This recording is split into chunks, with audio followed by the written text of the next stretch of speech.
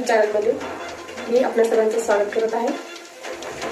आपल्याला माहित आहे की प्रस्थापित मीडिया हा नेहमीच प्रस्थापित लोकांच्या प्रश्नांना, त्यांच्या विषयांना महत्त्व देत आलेला आहे आणि त्यांच्याच विषयांना, कार्यांना जगासमोर मांडत आलेला आहे।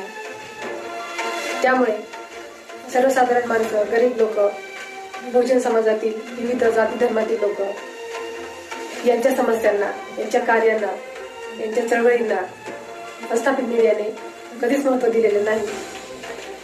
त्यामुळे बहुजन समाजातील संघर्षाला, यांच्या समस्यांना सोडवण्यासाठी बहुजन भारत हे न्यूज चॅनल नव्याने सुरू करण्यात आलेलं आहे आणि तुमच्यासाठी सुरू केलेल्या या बहुजन भारत न्यूज चॅनलला तुम्ही नक्की लाईक कराल, शेअर कराल, सबस्क्राईब कराल याची मला खात्री आहे।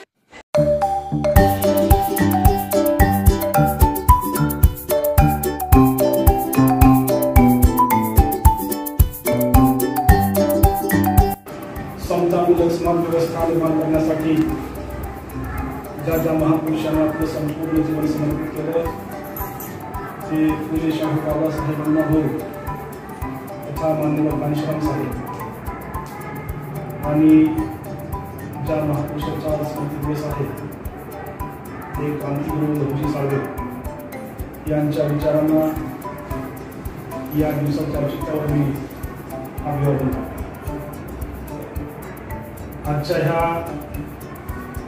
नियोजन बहुजन भारत पार्टीच्या बैठकीसाठी उपस्थित असलेले आणि या बैठकीच्या अध्यक्ष असलेले तुमच्या सर्वांचे, हिंदुत्वाचे, परिचयाचे, एक समाजातले ऐकॉन ज्यांनी न्याय व्यवस्थेमध्ये मोठ्या मुद्द्यावर आपला असा उमटविला, कारकीर्द चांगली गाजवली, ते माजी जिल्हा न्यायाधीश बारे साहेब, या नगरीचे प्रथम नागरिक तथा या शहराचे माजी नगराध्यक्ष, आपण सगळे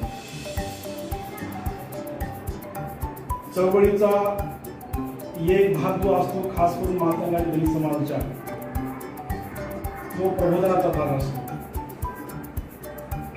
आणि माझ्या मते महाराष्ट्रामध्ये जशी बौद्ध समाजामध्ये प्रबोधनाची मोठी ताकदीची चळवळ झाली, त्याच्या बरोबरीला जरी नसली तरी बऱ्यापैकी 75% मातंगात सुद्धा प्रबोधनाची चळवळ चालली आहे। हे तुम्हा सर्व बुजुर्ग मंडळींचं योगदान आहे, कर्तृत्व आहे। आता समाजामध्ये नवी पिढी सुद्धा पुढच्या टप्प्यामध्ये जायसाठी तयार आहे। पण दुर्दैव असा आहे, प्रत्येक सामाजिक चळवळीचा पुढचा टप्पा जर काय असतो तर राजकीय चळवळ असते आणि दुर्दैवानं या समाजाला संधी देणारे राजकीय पार्ट्या आपल्या हिताच्या आज अस्तित्वात नाही। काँग्रेस, बीजेपी तर सोडूनच द्या, त्यांनी तर आमच्या समाजाच्या माणसाला सेलच्या पलीकड जाऊ दिलंच नाही। अनुसूचित जातीचा असेल, अल्पसंख्याकाचा असेल, ओबीसीचा असेल, एससी, एसटी, ओबीसी, मानव समाजाचे लोक यांना राजकीय पार्टीमध्ये जर त्यांच्या कुठं स्थान असेल तर त्या सेलचा तालुका अध्यक्ष, सेलचा जिल्हाध्यक्ष, महासचिव असं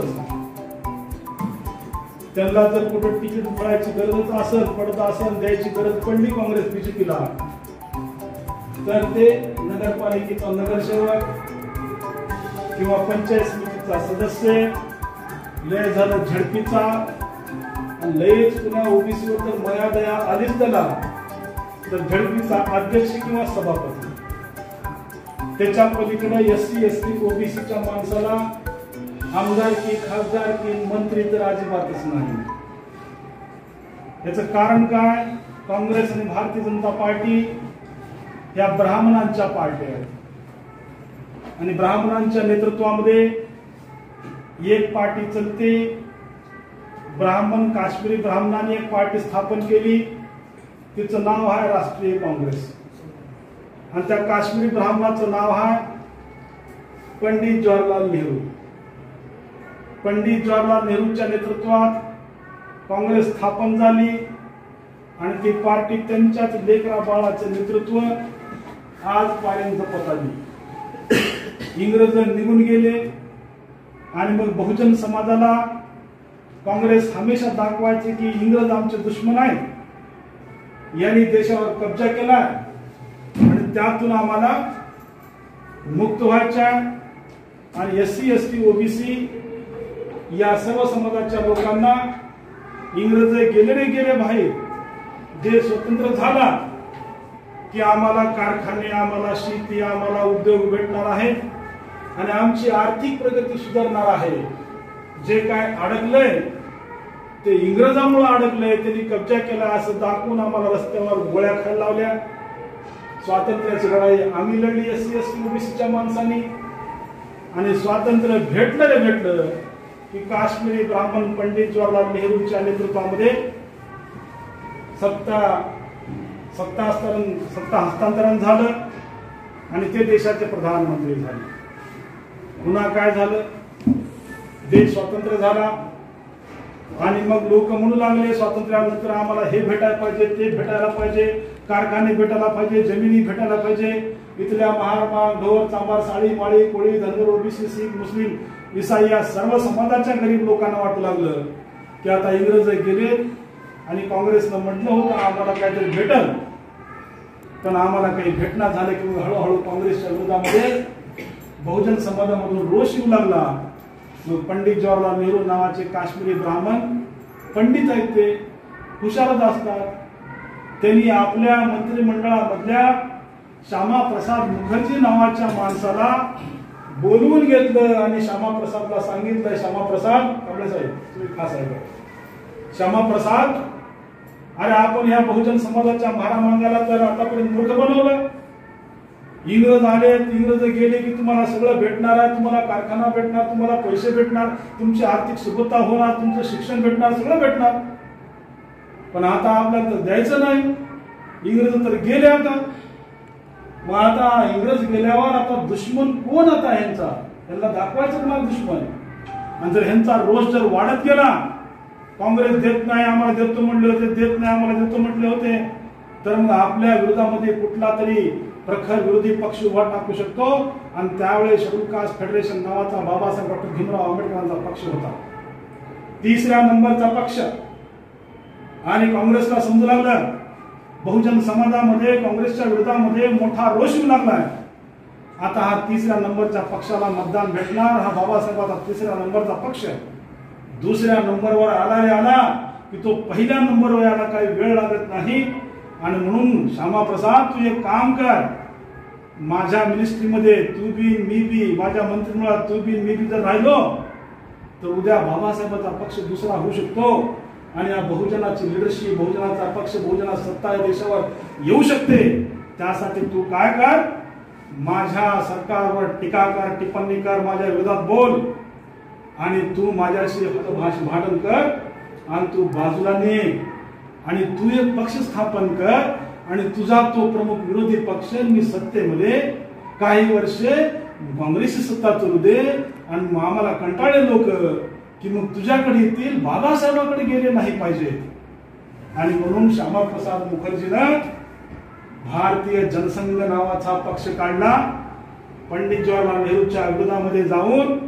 आणि तोच पक्ष भारतीय जनसंघ नावाचा आज भारतीय जनता पार्टी म्हणून या देशामध्ये प्रस्थापित झाला.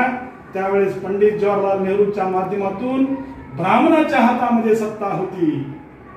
75 वर्ष 60 वर्ष त्यांनी सत्ता भोगली. आणि आता काँग्रेस काय करते, युती आघाडी म्हणते आणि शरद पवारला गुंतवून टाकते, कोकणस्थ तो ठाकरे त्याला गुंतवून टाकते, सपा मुलायम सिंग ह्या सगळ्या SC ST OBC पक्षाच्या लोकांना इंडिया आघाडी म्हणते, गुंतवून टाकते, त्यांना निर्णय घेऊ देत नाही. आणि एकाएकाला दाखवते हे बघा ह्याच्याकडे हे ह्याच्याकडे त्याच्यावर ईडीची धाड टाका. काँग्रेस जवळ घेते, सगळं काढते, काय गबाड आहे माहिती आहे, बीजेपीला पुरवते आणि बीजेपी ईडी सीडीची भीती दाखवू आमच्या SC ST OBCच्या नेत्यांचे सगळे पक्ष बरखास्त करत चालले. तुम्हाला झारखंडचं प्रकरण माहित आहे, आदिवासी समाजाचा, आमच्या बहुजन समाजामधल्या आदिवासी समाजाचा मुख्यमंत्री होता, सरकार होतं. देशातली पहिली केस आहे की मुख्यमंत्री असताना राजभवन मध्ये बोलून भारतीय जनता पार्टीनं त्याला अटक करायला लावली. आणि इथं तुम्हाला नांदेडचं प्रकरण माहित आहे. अशोकराव चव्हाण, मराठा समाजाचा माणूस, बहुजन समाजामधला माणूस, काँग्रेसचा नेता होता. त्याला वाटलं की काँग्रेस माझ्या आज्या पंजाबपासून माझीच आहे. शंकरराव चव्हाण काँग्रेसचे नेते, अशोकराव चव्हाण मुख्यमंत्री राहिलेले, पण त्या सुद्धा बहुजन माणसाला माफ केलं नाही. काँग्रेस ही खऱ्या अर्थाने काश्मीरी ब्राह्मणाच्या लेकरांची आहे, मराठ्यांचे नाही, ओबीसीची नाही, कुणब्याची नाही, महारामागाची तर फार लांब कुठूनच नाही. त्या अशोकराव चव्हाण कसा गेला माहिती आहे तुम्हाला? अशोकराव चव्हाणला मागच्या 6 महिन्यापासून परेशान केलं जात होतं. त्यांचे कारखाने, त्यांचे उद्योग, टॅक्सची चोरी, सगळ्याच कारखानदारांना, सगळ्याच लोकांनी ज्यांनी ज्यांनी श्रीमंती झाले भेटली त्या सगळ्यांनी सरकारी टॅक्स चोरलेला. आणि मग तो कारखाना असेल, शाळा असेल, उद्योग असेल, ह्या सगळ्या प्रकरणामध्ये कुठं ना कुठं त्यांनी छोटी मोठी टॅक्सची चोरी केली असल्या कारणानं त्या सगळ्या फायली आता एकाच्या सोयीनुसार फायली भारतीय जनता पार्टीच्या सरकारने काढायला सुरुवात केली. 6 महिन्यापासून अशोकराव चव्हाणांच्या मागे हात लगाला होता आणि लोकसभेच्या निवडणुका तोंडावर आल्या होत्या. एका साईडला इंडियाची आघाडी होऊ लागल्या, काँग्रेस होऊ लागले, आणि दुसऱ्या साईडला बीजेपी या अशोकराव चव्हाणासारख्या नेत्याच्या मागे बंदूक घेऊन, अशोकराव कसं करता, किती रुपये तुम्ही लुटले, किती करप्शन केलंय, किती भ्रष्टाचार केलाय, ते करप्शनचे पैसे तुम्ही गपची बीजेपीकडे जमा करा. जर तुम्ही जमा नाही केले तर तुम्हाला जेलमध्ये जावं लागेल. तुम्ही जर जमा केले, काय त्याचं कमिशन अर्ध 50%, 60%, 70% ते तुम्ही जमा केलात तर तुमचं मान मर्यादा टिकवत आम्ही तुम्हाला भारतीय जनता पार्टीमध्ये एंट्री करून घेऊ, असं प्रत्येक नेत्याला म्हणून ईडी सीडीची बंदूक लावून त्यांचे प्रवेश घेणं चालू आहे. तुम्ही अशोकराव चव्हाणांची मुलाखत राजीनामा देतानाचे बघितले असेल तर एखाद्या माणसाला 2-4 झापडा माराव्यात आणि त्याच्या खिशातले सगळे पैसे काढून घ्यावेत असा पडलेला चेहरा होता. आणि रात्रभर त्यांना परेशानी होती. मग दुसऱ्या दिवशी त्यांचा मान सन्मान टिकवण्यासाठी त्यांना राज्यसभा घोषित करण्यात आली, पण ती फुकटमध्ये नाही. त्यांच्याकडलं जे काय गवाड होतं ते त्यांनी काढून घेतलं बीजेपीच्या लोकांनी, आणि मग त्यांचा मान सन्मान टिकावा म्हणून ते सरेंडर होऊन निघून गेले. जेव्हा एका साईडला तगड्या क्षत्रिय समाजामधल्या नेत्यांची जर ही गत असेल तर आमच्या आठवले साहेबांची काय गत असेल, आमच्या ढोबळेची काय गत असेल, आमच्या आवळेची काय गत असेल. आज आमदार, खासदार, मंत्री नावाला आहे.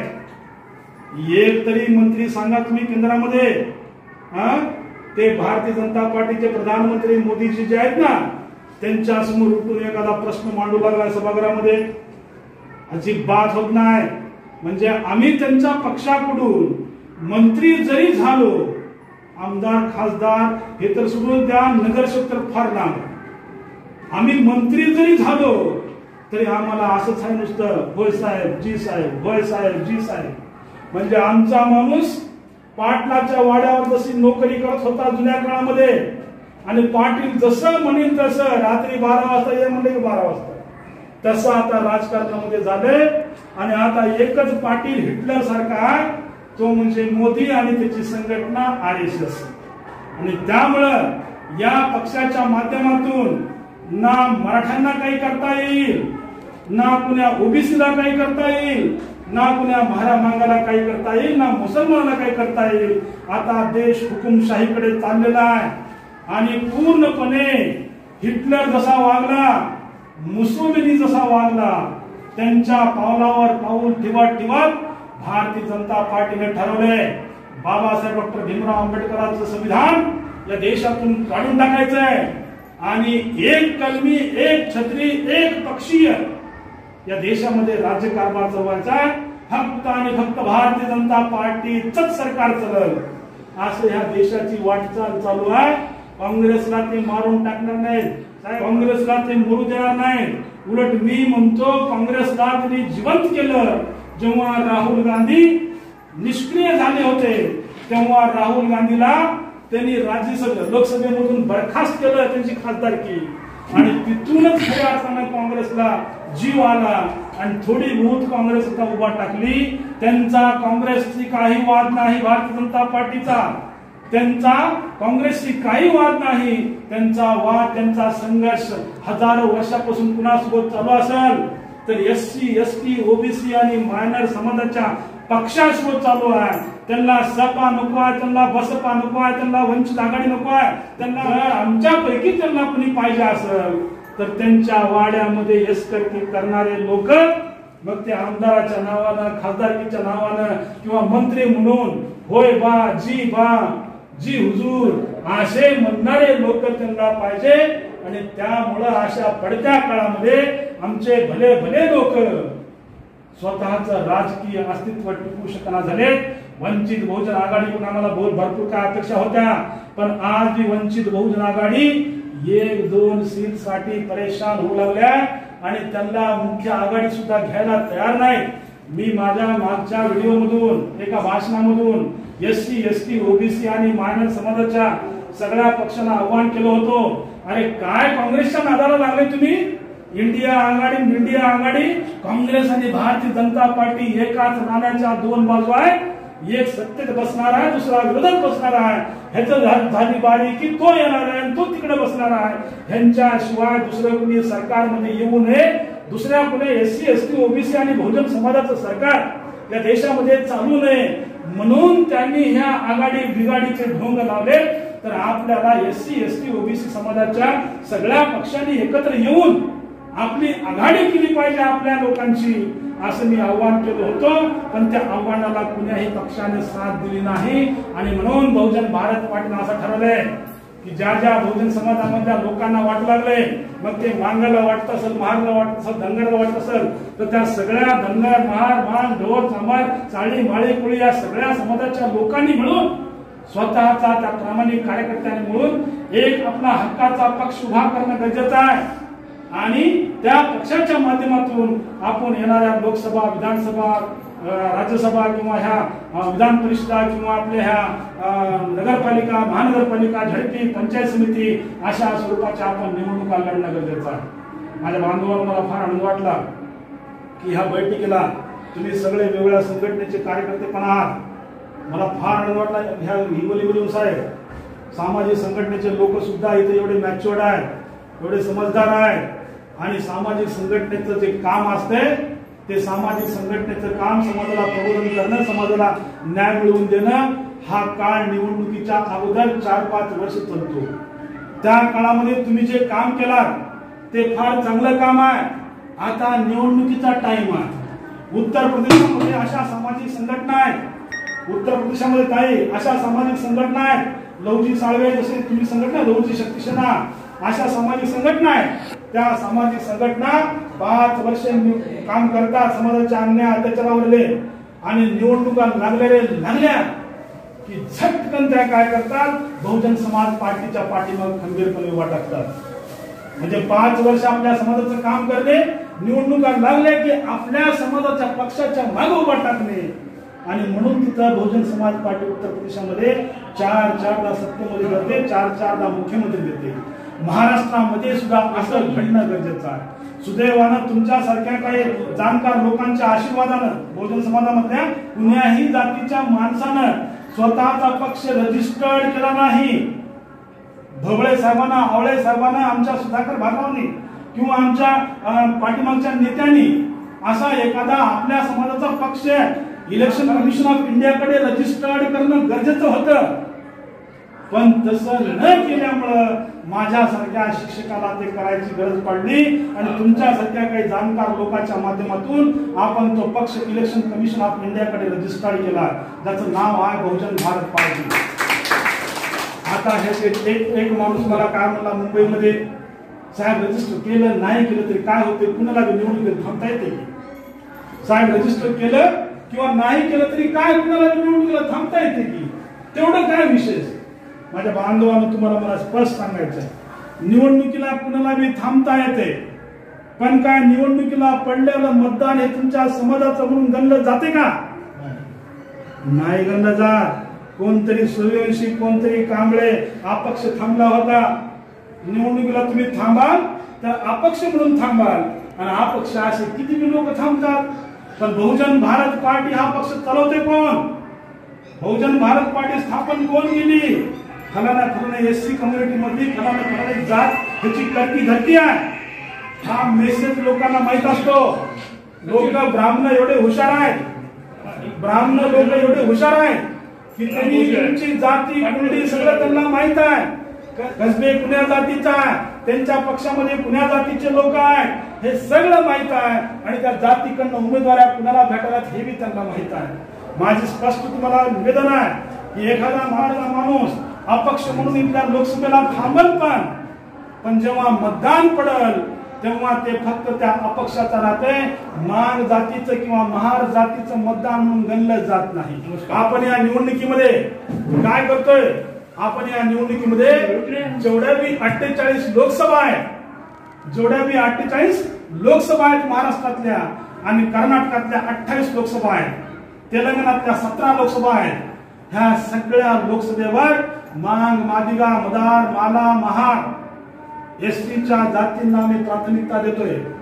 आमच्या लोकांना हे माहित नाही की रिझर्व्ह सीटच्या पलीकडे सुद्धा खुल्या प्रवर्गातून खुल्या जागेवर आम्ही उभा टाकू शकतो. आमच्याकडे साहेब त्या सोलापूरची सीट मिळाली म्हणून नको त्या लोकांच्या दारावर जाऊन येत आहेत. म्हणजे आमच्या लोकांना, मोठ्या नेत्यांना सुद्धा ओपन सीटवर सुद्धा बाबासाहेबांनी आम्हाला लढण्याची परवानगी दिलेली आहे, तशी तरतूद केलेली हे माहित नाही. तुमचा हिंगोली मतदारसंघ खुला मतदारसंघ आहे. आज मी तुमच्या हिंगोलीमध्ये यासाठी आलोय की 48 लोकसभा तर आपल्याला लढवायच्या आहे, पण ह्या हिंगोली मतदारसंघामधून सुद्धा तुमच्या सगळ्याच्या सहकार्याने, तुमच्या सगळ्याच्या संमतीनं आपल्याला एक तगडा मांग द्यायचे या ठिकाणी निवडणुकीमध्ये. आणि आमच्या समाजामधल्या कित्येक सामाजिक संघटनेच्या लोकांनी या भारतीय जनता पार्टी आणि काँग्रेसच्या सरकारच्या पुढे आतापर्यंत अबगडसाठी लढाई लढल्या. मंदाकृष्ण मादिगा नावाचा माणूस आमचा 40 वर्ष झालं अबकड करा म्हणून संघर्ष करतोय, पण अजून सुद्धा अबकडची मागणी मान्य झाली नाही. पण मला सांगा, वरच्या जातीमधल्या गरीब लोकांनी किती आंदोलन केले होते, किती आंदोलन मोर्चे काढले. वरच्या जातीच्या म्हणजे ब्राह्मणाच्या, सवर्णाच्या, वरच्या जातीच्या लोकांनी किती आंदोलन केले. एक बी आंदोलन केलं नाही.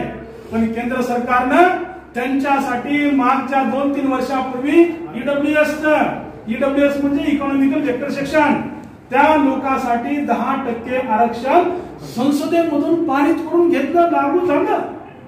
आणि आमच्या मंदाकृष्ण मादिगाचं, आमच्या विष्णुभाऊ कसबेंचं 40 वर्ष दंडवत घालून चालले वाया. साधा इथला महाराष्ट्राचं सरकार त्याचा रिपोर्ट लिहून केंद्राकडे देत नाही. त्याचं कारण काय? त्यांना माहित आहे विष्णू कसबेची जात कोणती आहे, मंदाकृष्णची जात कोणती आहे.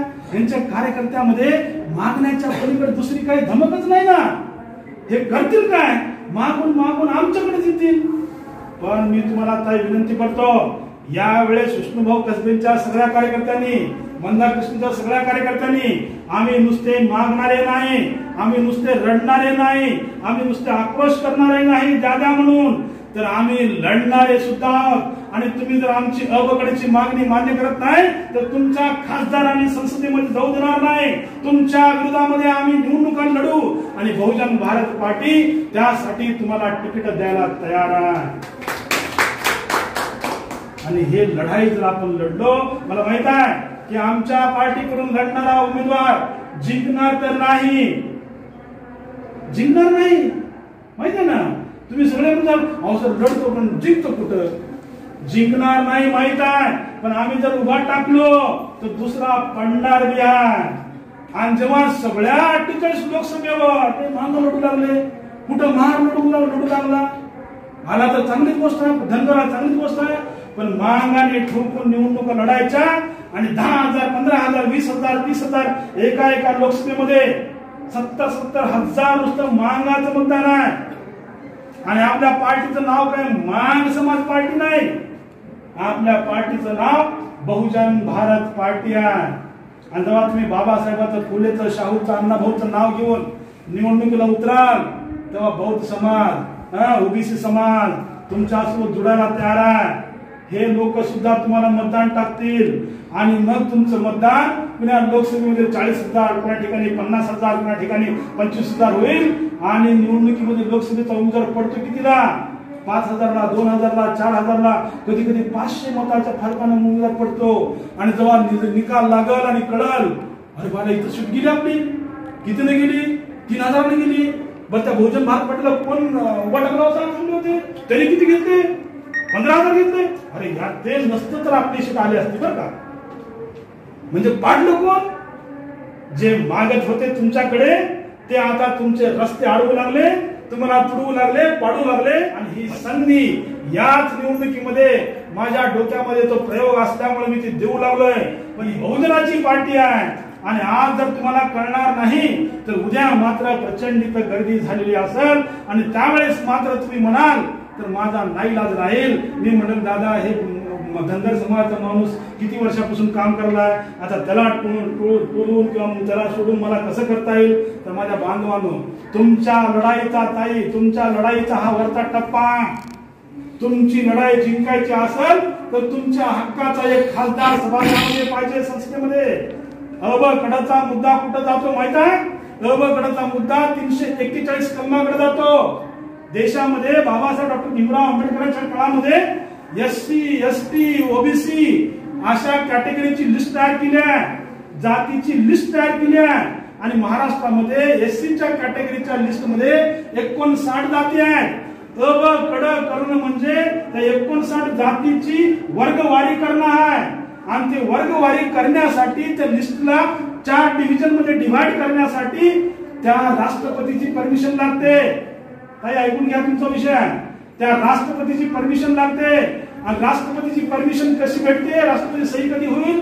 जर सभागृहामध्ये, संसदेमध्ये एखादा खासदार जर तो विषय मांडत असेल तर. आता आमचा एक बी खासदार नाही तिथं, मग आमचा विषय मांडणार कोण? आम्ही ह्या बामदाच्या पक्षाच्या खासदाराला म्हणू लागलो आमचा विषय मांडा, आमचा विषय मांडा. आणि ते बाहेरच म्हणतात सभागृहाच्या आमचा पाठिंबा, आमचा पाठिंबा. आणि आमचे पोरं ते पाठिंब्याचे पत्र घेऊन फेसबुक, व्हॉट्सअपला ह्या आमदारानं पाठिंबा दिला, त्या खासदारानं पाठिंबा दिला. अरे दादा बाहेर काय देतो रे? संसदेत म्हणला विषय टाक टेबला होतो. अबकडा करा माझं म्हणणं आहे म्हणून. तसं कुणी बी म्हणत नाही. आमचा भोळेपणा आहे. आम्हाला जर तसं म्हणायचं असेल, संसदेत जर हा विषय घेऊन द्यायचा असेल तर आम्हाला आमचा खासदार निवडून द्यावा लागल. आणि आमचा खासदार जर निवडून गेला, बहुजन भारत पार्टीचा खासदार जर निवडून गेला तर पहिला विषय जर कोणता असेल तिथं तर हा अबकडचा विषय मांडला जाईल, असं मी तुम्हाला निक्षून सांगतो. पण हे करण्यासाठी तुम्हाला कुणाचा सुद्धा विरोध नाही. तुमचेच कार्यकर्ते निवडणूक लागली 5 वर्ष अबकड म्हणतात आणि निवडणूक लागली की माझा भाजपला पाठिंबा, माझा काँग्रेसला पाठिंबा. 5 वर्ष ह्यांच्यासाठी काम करायचं आणि निवडणुकीमध्ये त्यांना पाठिंबा द्यायचा, त्यांना निवडून द्यायचं आणि पुन्हा त्यांच्या पुढे लोटंगण घालायचं. तर हा कार्यक्रम कार्यकर्त्यांनी समजून घ्यावा माझ्या बांधवांनो. आमच्यासाठी काही झालं तर ते आमच्या समाजाचा घटक आहे, त्यांना माझं काही ना नाही. पण तुम्ही लोकांनी मात्र समजून घेणं, ते बी जिंकलं पाहिजे आणि हे बी जिंकलं पाहिजे. अशा आघाड्या आपल्याला करता येतात. तर त्या सगळ्या गोष्टीला तुम्ही लोकांनी समजून घ्यावं आणि निवडणुकीच्या मैदानामध्ये उतरावं, एवढं सांगण्यासाठी मी तुमच्यामध्ये आलोय. माझ्या बांधवांनो, आम्ही डिप्रेशन मध्ये जायची गरज नाही. महाराष्ट्रामध्ये मान जातीची लोकसंख्या 80 लाखाच्या आसपास आहे. कर्नाटकामध्ये, तेलंगणामध्ये, मध्य प्रदेशामध्ये, छत्तीसगडमध्ये असे आसपासचे दक्षिण मधले आणि आसपासचे राज्य जर काढलो तर आपल्या मांग, मादिगा, मदार समाजाची लोकसंख्या जवळपास 5.5 कोटी होती. किती? 5.5 कोटी. या देशामध्ये ब्राह्मण, काँग्रेस नावाची पार्टी ब्राह्मणाची, भारतीय जनता पार्टी नावाची पार्टी ब्राह्मणाची, सीपीआय, सीपीएम, बर्दन नावाचे लोक आहेत ना, ते पार्टी आहेत ते ब्राह्मणाच्या. तृणमूल काँग्रेस ब्राह्मणाची. 3% लोक आहेत, म्हणजे 3-3.5 कोटीचे लोक आहेत ब्राह्मण. सत्तेत बी त्यांचीच पार्टी आहे, विरोधात बी त्यांचीच पार्टी आहे. म्हणजे 10 पार्ट्यात 3.5 कोटीचे लोक चालवतात आणि 5.5 कोटीची मांग मादिगा मतदारांना एक बी पक्ष नाही. तर हे 5.5 कोटीचे लोक जर एका छत्राखाली आले आणि त्यांच्यासोबत त्यांच्यासारखे समदुःखी लोक, मग ते महार आहे, मांग आहे, चामार आहे, ढोर आहे, साळी माळी कोळी धनगर ओबीसी ह्या सगळ्या लोकांचे कार्यकर्ते, समाजाचे कार्यकर्ते जर बहुजन भारत पार्टीच्या माध्यमातून जोडू लागले तर 85% समाज हा तयार एकत्र होऊ शकतो आणि यांची पार्टी या देशाची शासनकर्ती होऊ शकते. यासाठी ही बहुजन भारत पार्टीची पहल आहे. हे करण्याची गरज एवढीच आहे की ह्यांच्यासाठी धडपड करणारा इमानदार पक्ष देशामध्ये उरला नाही किंवा तेवढा धाडस खुलेपणानं या प्रस्थापित ब्राह्मणी काँग्रेस आणि भारतीय जनता पार्टीला छातीवर घेण्याची, उरावर घेण्याची धाडस कोणी दाखवत नाही. छोटे मोठे नेते आमचे बगलाने जाऊन बसू लागले. मला आमदारकी भेटली की बस झालं, समाजाचं काही होईना. मला खासदारकी भेटली की बस झालं आणि त्याच्यामध्ये समाजाचं नुकसान होऊ लागलं. म्हणून हा पक्ष आपण रजिस्टर केला. मला तुम्हाला सगळ्याला विनंती करायची आहे, बहुजन भारत पार्टी या लोकसभा मतदारसंघामधून उमेदवार देणार म्हणजे देणार. या हिंगोली मतदारसंघातून बहुजन भारत पार्टीचा छोटा मोठा कार्यकर्ता कुणी का असना उमेदवार पडणार म्हणजे पडणार. कुणी नाही लढलं तर माझ्या पक्षाचे स्पष्ट आदेश आहेत. ज्या जिल्ह्याचे जे जिल्हाध्यक्ष असतील त्यांना जर उमेदवार नाही भेटला तर ते लोकसभेला उमेदवारी भरतील आणि त्या तालुक्याचे तालुकाध्यक्ष विधानसभेला जर उमेदवार नाही भेटला तर ते विधानसभेची उमेदवारी लढतील. लढणाऱ्या बापाचे लेकर आहोत आम्ही, रडणाऱ्या बापाचे लेकर नाही. 5 वर्ष आम्ही मोर्चा आंदोलन करायचे आणि निवडणूक लागली की पाठिंबा द्यायचा. हा कार्यक्रम बंद करायचा. आम्ही लहुजी साळवेंचे लेकर आहोत, आम्ही सम्राट प्रसेनजिताचे लेकर आहोत, आम्ही सम्राट अशोकाचे लेकर आहोत, राजाच्या खानदानातील लोक आहोत आम्ही. आमच्या हाताला आम्ही कुणाला 1 सुवर्ण मुद्रा 2 सुवर्ण मुद्रा सोन्याच्या मुद्रा दान दिल्या. दान देणाऱ्या कुळात जन्मलेले लोक आहोत आम्ही. काँग्रेस भारतीय जनता पार्टीनं आम्हाला भिकारी करून सोडलं. अण्णाभाऊ साठे विकास महामंडळ 30,000चं लोन, 40,000चं लोन, 50,000चं लोन कधी दिलं का कुणाला? 5 कोटी घे कांबळे करे चांगला कारखाना उभा म्हणून. म्हणजे त्या ठिकाणी जायचं आणि भीक मागायचं. ज्या जातीच्या लोकांनी या देशावर राज्य केलं, सम्राट प्रसेनजिताला राज्य केलं, त्यांच्या कुळामध्ये लोक होत आम्ही या लोकांना दान दिलं. दान देणाऱ्या कुळामध्ये लोक काँग्रेस बीजेपीनं भिकारी करून सोडले. जा 30,000चं लोन घे, जा 40,000चं लोन घे. कशासाठी लोन पाहिजे? बँड बाजाचा धंदा करायचा. कशासाठी लोन पाहिजे? दोरखंडाचा धंदा करायचा, झाडूचा धंदा करायचा. खोटा साहेब, या पक्षाने आम्हाला भिकारी केलंय. हा बदला घेतात आमच्या साम्राज्याचा. ते परत एकदा आम्हाला साम्राज्य मिळवायचंय. तुमचा बाप लहुजी साळवे त्या काळामध्ये तुम्हाला गेलेलं तुमचं साम्राज्य मिळवून द्यावं म्हणून अविरत संघर्ष केला. लग्न संसार घरदार उभा केलं नाही. अजन्म ब्रह्मचर्य राहिला. नुसत्या कुस्त्या शिकवायला कोणी ब्रह्मचर्य राहतं का? तुमच्या बापाचं स्वप्न तेच होतं जे तुमचं आमचं आहे. आम्हाला ते साम्राज्य गेलेलं सम्राट प्रसेनजिताचं साम्राज्य आम्हाला पुन्हा एकदा उभा करायचं आहे. म्हणून आम्हाला मोठी भाषा बोलायच्या आणि सगळ्या बहुजनाला जोडून बहुमताचं राजकारण करायचं आहे. आम्हाला लय जण म्हणतात, तुम्ही करता का ती मांगाचं ही, तुम्ही करता का ती महाराचं ही. अरे दादा, महार मान ढोर चामार साळी माळी कोळी धनगर ओबीसी सगळे लोक 2,500 वर्षापूर्वी एकाच कुळातले माणसं आहेत, नागवंशामधले माणसं आहेत. ह्यांना फोडून मनुस्मृतीच्या माध्यमातून जातीवाद तयार करून जातीची निर्मिती करून तुम्हाला तुडून आता छोटं केलं. 3-3.5 कोटीचा ब्राह्मण या देशामधला सगळ्यात लोकसंख्या असलेली जात आहे. तेवढी लोकसंख्या ना नुसत्या मांगाची आहे, ना महाराची आहे, ना मराठ्याची आहे. म्हणजे त्यांनी काय केलं? आम्हाला तोडलं आणि स्वतः मोठे दिसू लागले. आमची रोटी बेटी व्यवहार लावला, आम्हाला सुई पण लावला आमच्या जातीमध्ये. आम्ही बाहेर जात बी नाही, पोरगी बी देत नाही, पोरगी बी देत नाही. आम्ही छोटे होऊन बसलो. ब्राह्मणाने केलेलं मोठं षडयंत्र आहे आणि त्यासाठी आम्हाला काय करावं लागेल?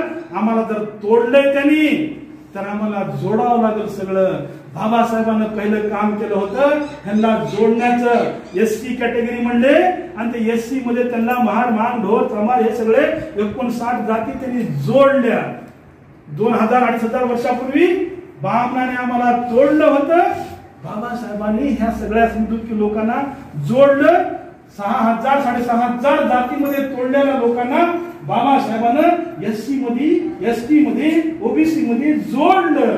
हे जोडले जातील ताई, तुम्ही आम्ही जोडले जाऊ तर अल्पसंख्याकाकडून आम्ही बहुजनाकडे जाऊ, बहुसंख्याक खाऊ, आणि ज्यांच्याकडे बहुमत असेल त्यांचं सरकार येईल. आणि जेव्हा आपलं सरकार असेल तेव्हा मात्र आपण काय करू, जसं आमचं लवजी साहेब अभ्यासक्रम काढतो विचारत नाही, आम्ही मग तेव्हा काय करू, परशुराम आयोग काढू. आणि परशुराम आयोग काढून काय करू, ब्राह्मणांना सांगू की तुम्ही खरंच गरीब आहेत का नाही आम्ही चेक करणार आहोत. आता आमची गरीबीच कळत नाही सरकारला, आयोगच नेमतो म्हणते.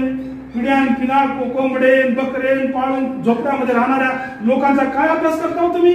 ह्यांची नियत साफ नसल्यामुळं आमच्या आडवत येत असतील तर आम्हाला तुडवायची भाषा केली पाहिजे. बाबासाहेबांनी दिलेला हा अधिकार आहे, या अधिकाराच्या माध्यमातून आपण तुडवू शकतो. बराच मोठा विषय आहे. आजच्या या दिवशी लोकसभेच्या अनुषंगाने मी तुमच्यामध्ये आलोय. मी इथून निघून गेलो की ही मुवमेंट थांबून जाते, त्याला पुन्हा गती येत नाही. आणि मग दुर्दैवाने मी बी तेवढा काही श्रीमंत नाही, लगे आलो 2 मिनिटात विमानानं तुमच्याकडे लगेच खांडून करून गेलो, असं होणार नाही दादा. आणि म्हणून मी बी एक शिक्षक आहे आणि त्यामुळं मी माझ्या पगारी मधला पैसा खर्च करून ह्या चळवळीमध्ये फिरतोय, येतोय तुमच्यामध्ये. तर ह्या कामाला पुढच्या पिढीसाठी चांगलं प्लॅटफॉर्म तयार व्हावं हा उद्देश आहे. या कामासोबत उमेदवार देण्याच्या कामासोबत सुद्धा माझा दुसरा उद्देश आहे की पार्टीसाठी काही पदाधिकारी डिक्लेअर करावेत. तर तुमच्यापैकी काही लोकांनी पार्टीचं काम करण्यासाठी पुढे यावं, काही महिलांनी पुढे यावं, काही पुरुषांनी पुढे यावं, आणि छोट्या मोठ्या शहराच्या स्तरावर, वार्डाच्या स्तरावर किंवा जिल्ह्याच्या स्तरावर, तालुक्या स्तरावर छोट्या मोठ्या जिम्मेदारी घेऊन आपण काम करावं. जिसका दल होता है उसका ही बल होता है. ज्यांचं दल असेल, सैन्य असेल तेच लढाई जिंकू शकतील. आता मी किती बी बोलून गेलो इथून आणि आमचं सैन्यच नसेल खाली, निवडणूक लागल्यावर मतदान कोण घेणार, सैन्यच घेणार ना. बुथचा पदाधिकारी, तालुक्याचा पदाधिकारी, शहराचा पदाधिकारी. तर उद्याच्या भावी महानगरपालिका, झडपी, पंचायत समिती आणि उद्याच्या विधानसभा सुद्धा आम्हाला लढायच्यात. या लोकसभेमध्ये जर आम्ही रिमार्केबल मतदान घेतलो तर निश्चितपणे तुमच्या समाजाची ताकद येणाऱ्या निवडणुकीत दिसणार आहे. ते कराल तुम्ही अशा अपेक्षा बाळगून मी माझं लांबत गेलेलं भाषण इथं थांबवतो.